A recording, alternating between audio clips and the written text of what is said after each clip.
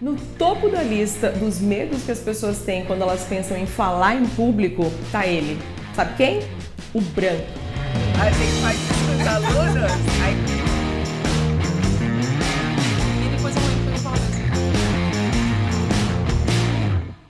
E o que é o branco, afinal? Muitas pessoas pensam que o problema é o branco, quando na verdade o branco ele não existe. Ele pode ser rosa, pode ser verde, pode ser dourado, pode ser qualquer cor. Na verdade, o branco não é o problema. O branco acontece por causa de uma instabilidade emocional. Quando nós não conseguimos controlar muito bem o nosso corpo, e aí você tem um batimento cardíaco acelerado, você começa a ter uma respiração muito ofegante, você perde o foco, aí você tem branco. E essa falta de foco, esse descontrole emocional, ele não acontece como muitas pessoas pensam, só por medo de falar em público, timidez, pela pessoa ficar com receio do público. Não, às vezes isso acontece também com pessoas que elas são tão ansiosas exatamente porque elas querem compartilhar o que elas sabem. Ela fica ansiosa porque ela quer fazer tudo ao mesmo tempo. Então, basicamente, o branco é um descontrole emocional que gera falta de foco e tem esse desequilíbrio do corpo. E como que a gente faz para aprender a coordenar, a controlar o nosso corpo e a nossa mente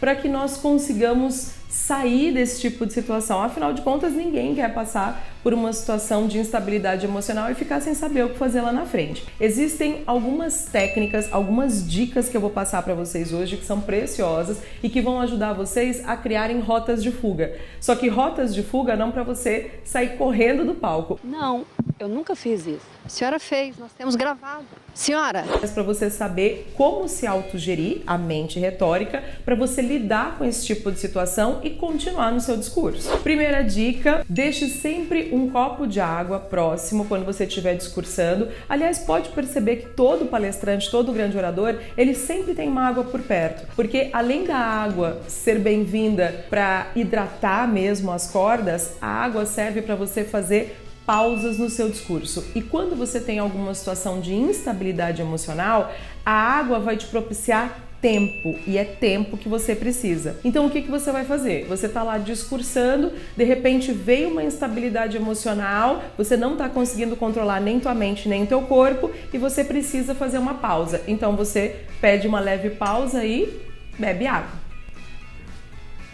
E você pode associar o uso da respiração diafragmática, que aliás é um tema que a gente trabalhou aqui no nosso último vídeo, com a água. Porque quando você vai fazer a pausa para beber água, você vai respirar, segura e aí pega a água, bebe e depois solta. Esse momento é o momento em que o batimento cardíaco que estava acelerado, ele começa a desacelerar. Você passa a ter um controle de corpo e trabalha a sua mente para encontrar, voltar no foco que você precisa. Segunda dica, volte imediatamente na frase que você tinha falado. Então, se você estava lá discursando, porque meu pé de jabuticaba acabou caindo e deu um branco, então você volta rapidamente na última frase, porque meu pé de jabuticaba acabou caindo, e aí você continua.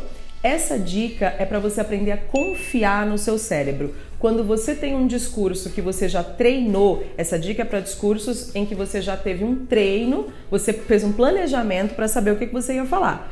Quando você treina, o que acontece? A repetição faz com que o seu cérebro memorize onde as coisas estão em uma determinada sequência. Então, quando você tá falando, de repente você se perde em uma parte do discurso e você volta imediatamente, o seu cérebro, antes dele dar chance de se perder, ele volta na sequência e é mais fácil dele conseguir visualizar o que vem a partir daí. Pode confiar no seu cérebro que você vai ver que vai funcionar. Terceira dica, substitua palavras e frases. Não fique ali tentando, martelando uma coisa que não tá saindo, que você não tá conseguindo resgatar na sua memória. Eu tenho muitos alunos no curso de oratória, quando eles estão fazendo o discurso, eles encanam com uma palavra, não conseguem lembrar da palavra e ficam insistentes ali. O que acontece? Você fica insistindo com o teu cérebro em algo que ele não está lembrando, ao invés de você simplesmente optar por substituir. Fala de outra forma. Se você queria falar celular e não está lembrando, fala telefone. Se você queria falar casa e não tá lembrando, fala imóvel, mas substitui. Então, quando você substitui, você dá sequência. E o branco, o problema da instabilidade emocional é porque ela te paralisa. Ela não consegue fazer com que você siga no seu raciocínio. Se você deixar isso te dominar, você paralisa mesmo e não consegue mais falar nada. E pior, as pessoas vão perceber e aí começa a ficar ruim para você.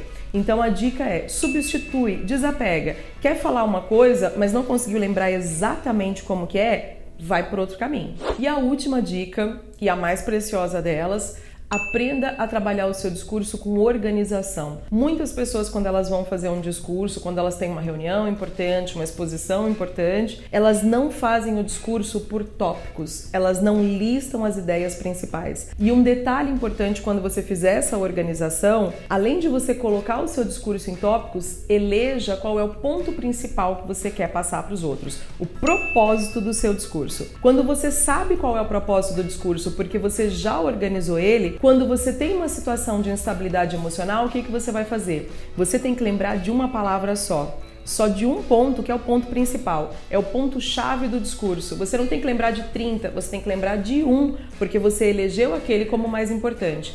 Okay, but the money's good. Plus you get to stare at Rachel as much as you want.